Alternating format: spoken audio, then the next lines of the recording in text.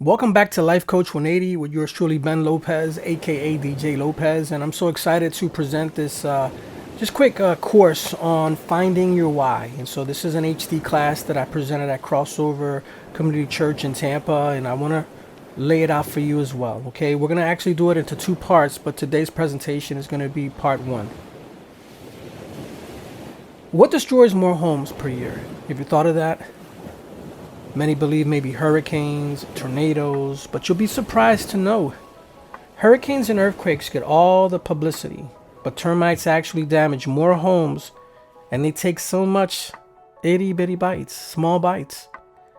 See, true achievement starts with bitty bites. Bad habits have the same effect. They create really big holes, a small bite at a time.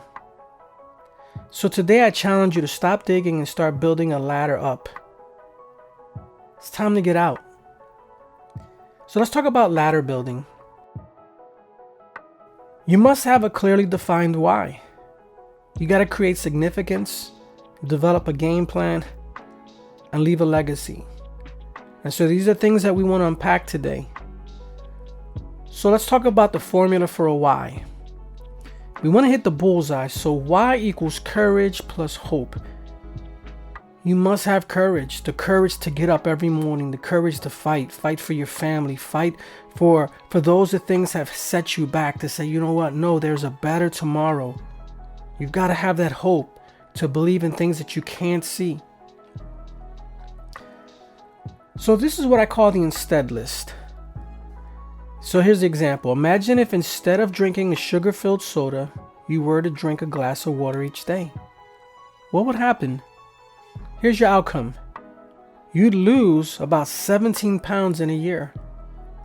Think about some of those insteads for yourself. What are some of those things that instead, if you did that, it would achieve such a greater outcome? For I know the plans I have for you, declares the Lord. Plans to prosper you and not to harm you. Plans to give you a hope and a future. This is Jeremiah 29:11. You see, your purpose is now. So what are some of the things that gets results? So let's look at that. Let's look at it and unpack it. Then you will call on me and come and pray to me, and I will listen to you. And you will seek me and find me when you seek me with all of your heart. And so when you think about that, guys, you think about the choices that we make, right? So it's important that we know our why, know exactly what we're looking at. So here you'll see that there's a YouTube link embedded. You'll find if you go to lifecoach180.org, you're going to actually see within that course selection, you can actually click on that link. So it's important to list what are some of the things that you do well. Your choice today becomes your reality tomorrow. Number one, what things can you choose today to create success? So take some time to journal those out. What can you do to forge your significance? What's some of the steps that you can do now that says, you know what, this will create a significance for me and my family tomorrow? What can you choose to establish your legacy? What are you leaving? Once you're gone, how will you be remembered? The legacy you build today leads you to success and significance tomorrow. See, poor habits keep you from your purpose. But each person is tempted when he is lured and enticed by his own desires. Then desire, when it has conceived, gives birth to sin, and sin, when it's fully grown, brings forth death. And this is James 1, verse 15-16, ESV. Let's unpack it. You see, we have a choice to be tempted. We have a choice to be lured away. It's by our own desires. But where does it lead us? It gives birth to sin, and sin, when it's fully grown, brings forth death. So I want you to make a list of bad habits and what could you replace with it. And that's a choice. And here what you're seeing is a little water. And in that water, guys, I want you to imagine for yourself that we're dropping in food coloring. And as you drop food coloring, something you're going to notice. You're going to start to notice that, guess what, it's going to be tainted. And so we live our lives believing that we can just pour all our bad habits out and they're going to change overnight, but that's not the case. Those habits have been there for those itty bitty bites. But what happens when you start to replace yourself with good habits, with God habits, with the fruits of the Spirit? Now the water starts to dilute, and guess what? The clarity, the righteousness, and holiness that you want, it begins to appear for all to see. So remember, bad habits are not erased. They can only be replaced. So keep dreaming. It's time to start living the life you've always imagined. This is by Henry James. Either we have our dreams or we live our dreams. Zoe Kuplowitz. You only have one life to live. There are no redos. You don't get a second chance. You see, this isn't a race to be the quickest. This is a marathon that you're running. So what do you love about your life right now?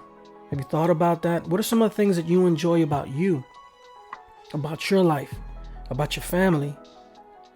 What do you want to change about your life right now? What are some of the things, those action steps that you want? So don't ever forget. One thing that I want you to always remember, don't ever forget that God has a purpose for you. There's so much greatness in you. And so here, guys, you're going to actually see an image. It says, our guiding light in our purpose. We cannot thrive until we discover it. Nick Seneca. If purpose is important, where can you find it?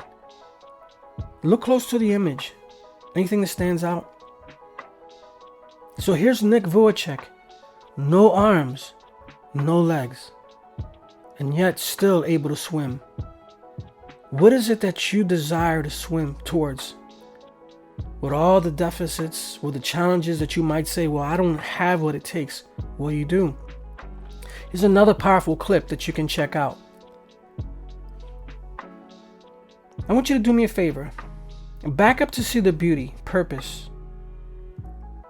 I want you to really look at that, because you know what? Purpose is found in messes. Now, I want you to know, brothers and sisters, that what has happened to me has actually served to advance the gospel. As a result, it has become clear throughout the whole palace guard and to everyone else that I'm in chains for Christ. And because of my chains, most of the brothers and sisters have become confident in the Lord and dare all the more to proclaim the gospel without fear. Philippians 1, verse 12 through 15. What stands out here is that Paul, being in prison, realized that he was going to be able to use that for a purpose. And what was the purpose highlighted? Those chains were for what? To be able to dare before the prison guard, to be challenged before the prisoners, to say, you know what, the God that I still serve is still alive and well, and is still changing lives, and he can still change your life in this situation. What happened? What was the result? All the more to proclaim the gospel without fear. The prison guard who was over him gave his life to the Lord. When he was about to actually commit suicide, when those gates opened up, and Paul said, I'm still here. I don't have to run. My purpose wasn't to be free. My purpose was to give you freedom. So what do you see? Look at this image closely. What do you see? Now what do you see? You see a whole world. I want you to go after it and make it a great day.